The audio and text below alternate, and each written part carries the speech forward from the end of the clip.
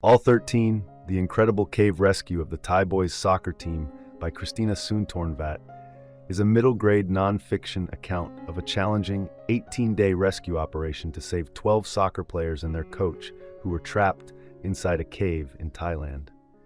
Published in 2020, the book highlights several themes: the importance of teamwork and communication, the role of resilience in survival, and the significance of mental strength.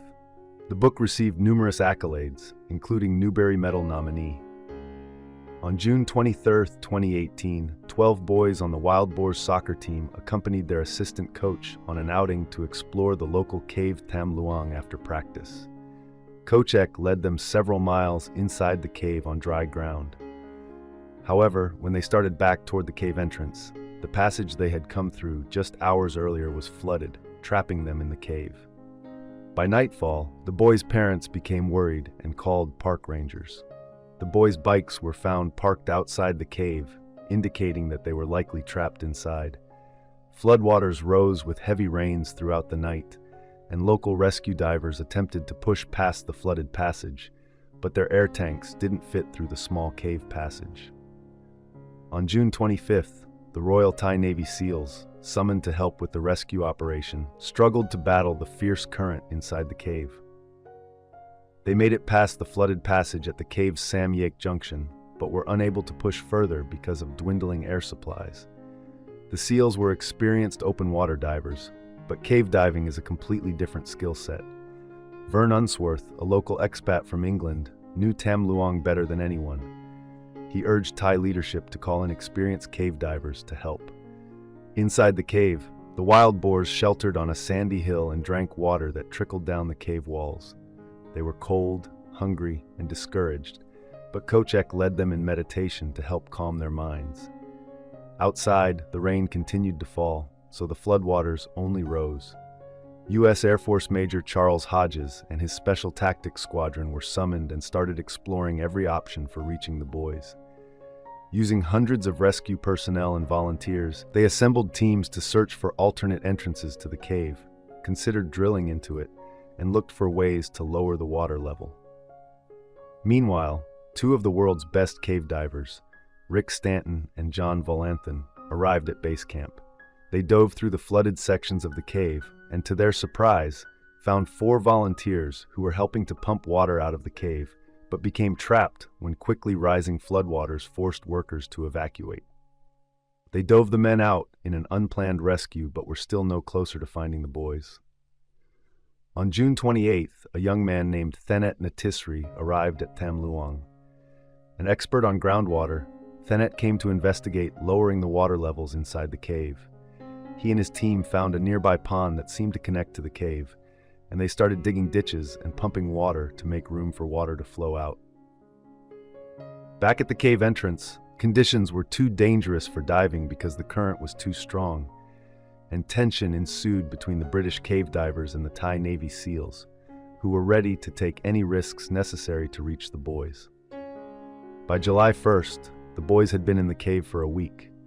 They were starving and at risk of hypothermia, but hadn't given up. With encouragement from Coach Ek, they started digging, hoping to find a way out. Rescuers were uncertain whether the boys were still alive, but when the rain stopped and the water started to recede, they knew they had to act. Thanet continued pumping water and learned that some of the water entering Tham Luang was coming from above the cave.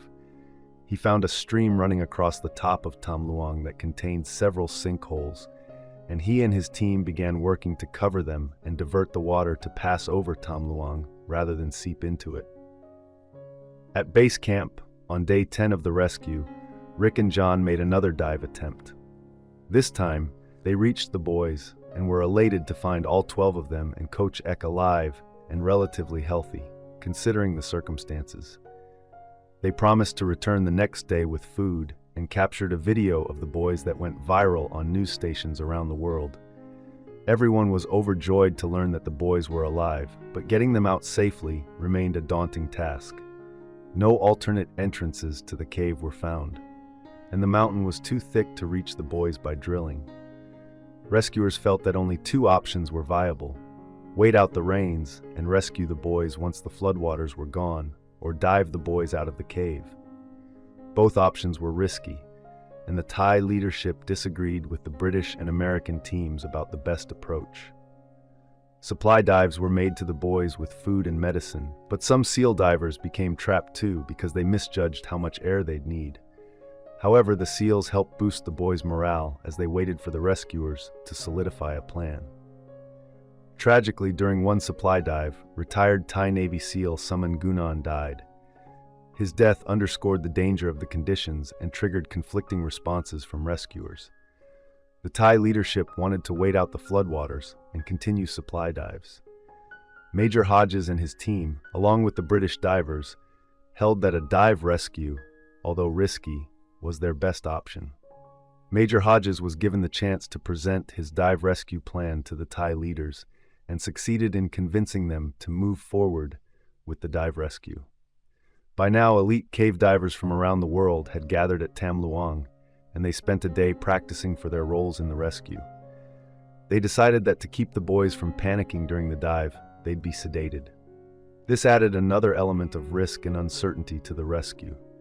For several days, the rain held off, but more rain was forecast. The divers had only a few days. On July 8, they rescued the first 4 boys. As problems arose, the divers responded efficiently, and over the next 2 days, they rescued the other 8 boys, along with Coach Ek.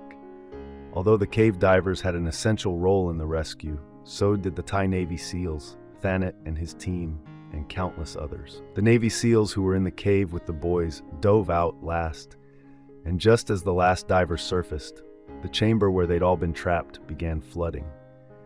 Incredibly, a seemingly impossible rescue was a complete success. The boys recovered in the hospital, and when they were released, they pledged as novice monks for 9 days to express their thankfulness. They were humbly grateful to the thousands of people who helped bring them out of the cave safely, and they had new ambitions for their future. Thank you for watching. If you enjoy this video, leave a like and subscribe.